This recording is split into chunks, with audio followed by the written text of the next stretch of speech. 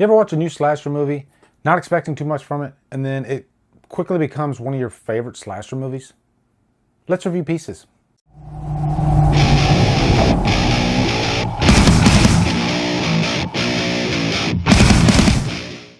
Pieces stars Christopher George, Linda Day George, and is directed by Juan Piquer Simón.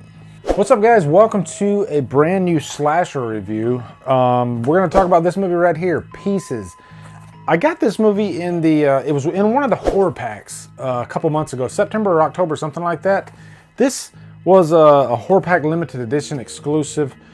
If you guys sign up for horror pack, use the code Drumdums and then you can get 10% off because they include movies like this in there. And they didn't ask me to review this or anything. I just on a whim watched it the other night and I was just floored by this movie. I didn't expect to love it as much as I did. It's bonkers crazy. Let me just say that right now. It's one of those movies that's like so bad it's good, but the kills are like some of the greatest kills I've ever seen in my life. That's the best way I can sum it up. But this movie is a gift for slasher fans. I'm just going to go ahead and say that right now. So go ahead and buy this movie. I'll put an Amazon affiliate link below because I can't put a guarantee on a movie more than I can Pieces. Wow. Also, guys, this review will be dedicated to my newest patron, Brad Urgula. Hope I said that right, Brad. If you're of a certain tier, then you can have a review dedicated to you, which Brad did. But first, quick plot synopsis. At the beginning of this movie, there is this kid, and he's putting together this jigsaw puzzle, and it's a puzzle of a naked woman. The kid's a little pervert. And so his mother comes in, and she scolds him, chastises him. And so the kid gets so mad that he leaves the room, comes back with an axe, and chops his mother into bits.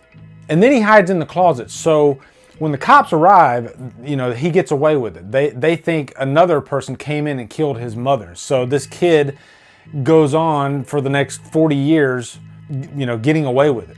And so then 40 years later, this is another one of those movies where the killer comes back 40 years later. There are these killings that are going on around this campus that involves some tennis champions, which is kind of silly. And I'm definitely going to talk spoilers in this review, guys, but it is one of those movies that I can really like tell you everything that happens and you're still going to enjoy the shit out of it because you're really there just to watch the carnage take place. When we see a slasher movie, the more gratuitous the kills, the better. You know, it's just par for the course. And this one just really serves up some great kills. But there is one of those, what I like to call shock endings. Think Friday the 13th. You know, the ending of that movie when little Jason jumped out of the water and everything's all nice and peaceful. And then also think like Sleepaway Camp at the end of that movie, you know. Both of those movies had what I call shock endings. This one has one of those endings and it is great. We will talk about that ending later in the review. So if you want to stick around for a little while, you can. I'll give you a warning before we talk about that ending. And it is kind of a whodunit as well. It is a whodunit. So we'll talk about that too. But yeah, I'll give you a warning before all that so that you can stick around for some of it. Because really I'm going to talk about like the kills in this movie and how balls crazy it is. All that fun stuff.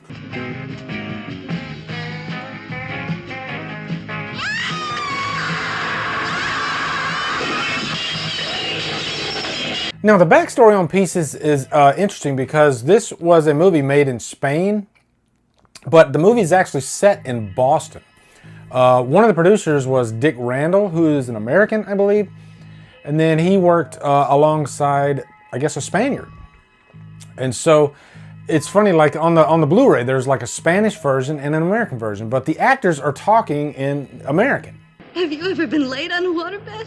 The most beautiful thing in the world is smoking pot and fucking on a waterbed. So I've never seen a release boast a Spanish version of a movie so much. But if you're wondering why, that's why. And let me just say, I would classify this as a giallo film because it looks very similar to giallo films. You know, even though those are mostly like Italian, this one just has that set dressing all over it. It looks like a giallo film. Even the killer, who was, I guess, supposed to be kind of like the Shadow, the comic book character, the Shadow, but he looks like a giallo killer, you know. And if you've seen giallo movies, you know that most of the time the killer has like a black hat. He's pretty much just dressed in black with black gloves. That's the going trend with giallo killers.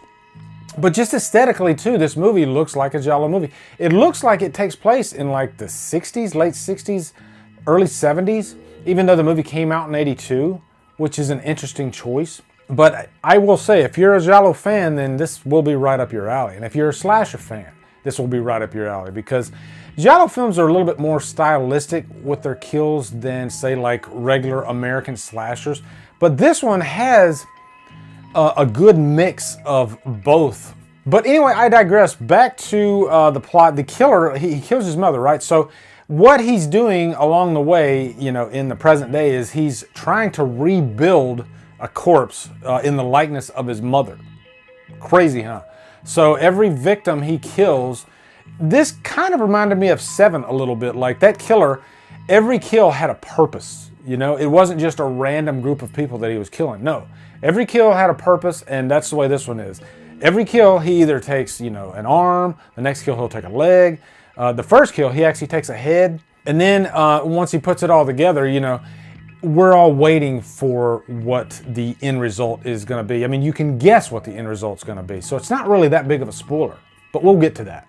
Now, let me just say, this movie has some horrific acting in it. Not all the way through, but there are moments in the movie where it's just laugh out loud zany. Oh, Professor Brown. Excuse me, sir. Can I ask you something?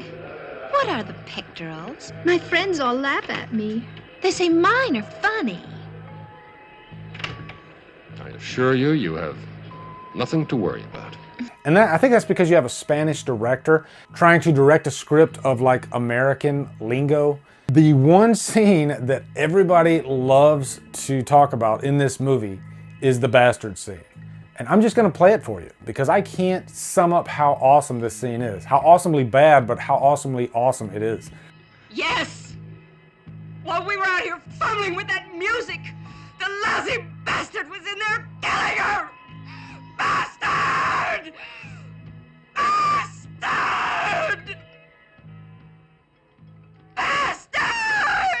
As a matter of fact, on the Blu-ray, there's a laugh track. You can actually watch this along with a crowd from like 2002. And during that scene, you get like the biggest roar from the crowd.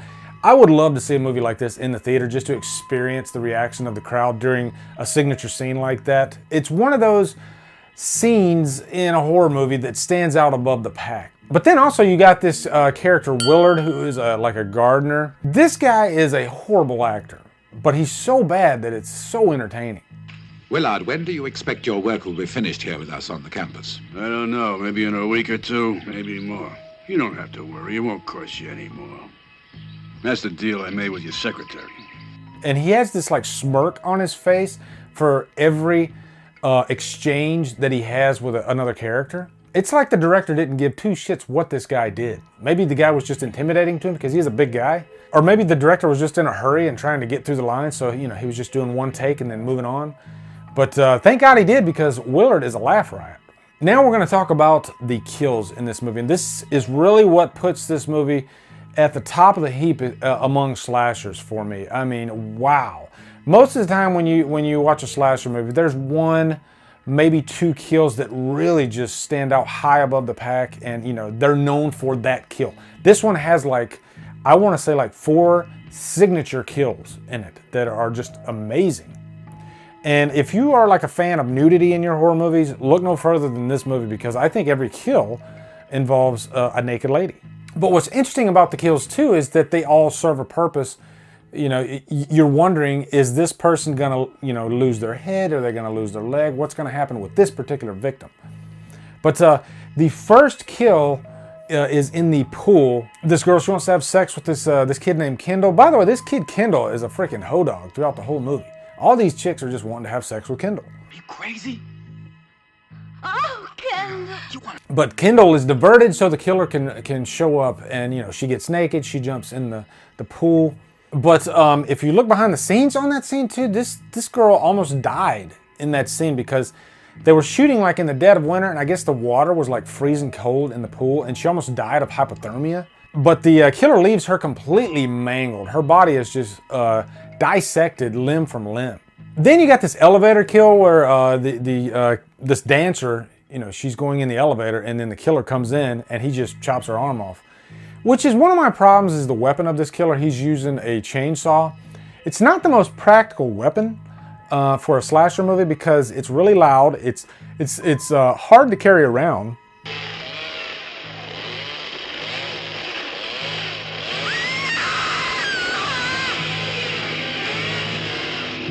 You know, it's hard to conceal, but it definitely makes for an interesting weapon in a slasher movie. It's memorable, but makes no sense whatsoever. But I think one of the biggest kills in this movie is the locker room scene. This girl, she starts off in the shower, and then the killer is chasing her, and then they end up in the locker room. And you got like this, the Shining moment where, you know, the camera's looking through the door at her. That's kind of an iconic scene. But hers is probably the most memorable because they show her on full display after. He cuts through her side, her abdomen with the chainsaw. And behind the scenes, they actually use like a real pig. So the cuts, the scenes, it looks like real human body parts. And then, you know, they show her, you know, just her torso is resting on top of the rest of her body that's just piled in the floor. Pretty gruesome scene, actually. Now, Mary Riggs is a character that I find really interesting. She's kind of the main detective in this movie, and she happens to be a prior tennis pro.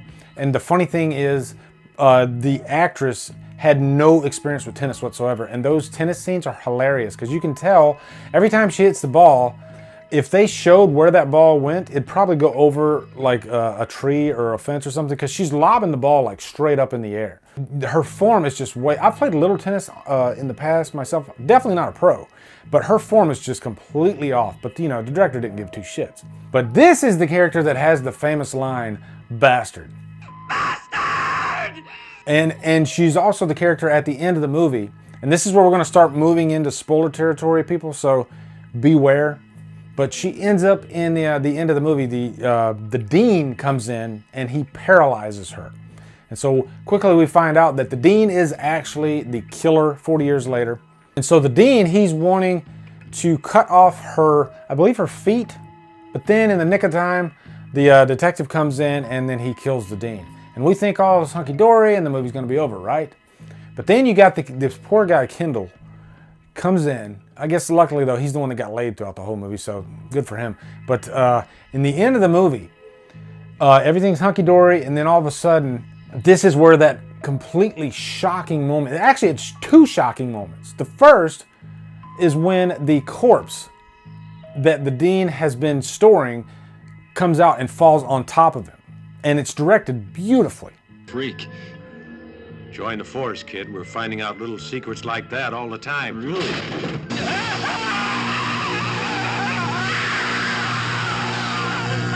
And so then we're thinking, okay, we've got our relief now. That scene's over. That was and that was more than sufficient for a shocking ending. But no, then we get one more where after the body is completely covered, the arm pops out and grabs Kendall by the nuts.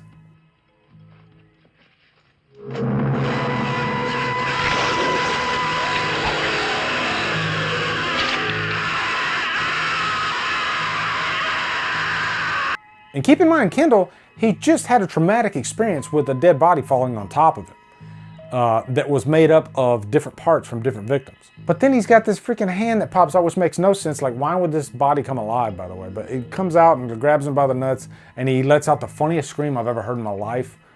And my God, I love this freaking movie. Even though this movie has like the weirdest off-the-wall music throughout, even though this movie has this one scene where this karate guy comes in and starts fighting Mary for no reason whatsoever.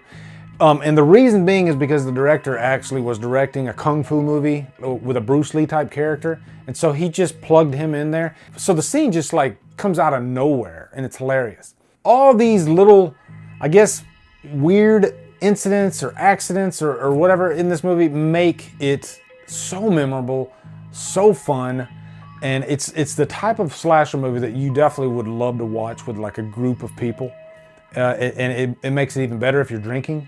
But I'm giving this movie a super high purchase worthy. You know, it's one of those slasher movies, and I was just saying this on like social media the other day. Somebody was saying, you know, your rating system, you're rating these slashers pretty high. I'm rating the movie according to what the genre is and how entertained I am, not on its technical merits so much. Slasher movies, really it's how great are the kills, how does the movie keep me invested throughout, how memorable is the movie, you know, final girls, all that stuff. And this movie just like checks all the boxes that I could ever ask for and then offers new boxes and checks those off too. That's what I loved about Pieces. What a pleasant surprise. So Have you seen Pieces? I know a lot of you that have loved this movie just as much as I do. Let me know in the comments. Also, be sure to come over to Killer Flicks, where we talk horror all day and every day. On Fridays, we do Free For All Fridays. If you like what I'm doing, hit that subscribe button. I'd really appreciate it. Follow me at Drumdums on Facebook, Twitter, Instagram, and Letterboxd. Anyway, guys, thank you so much for watching. Have a great day, and Drumdum out.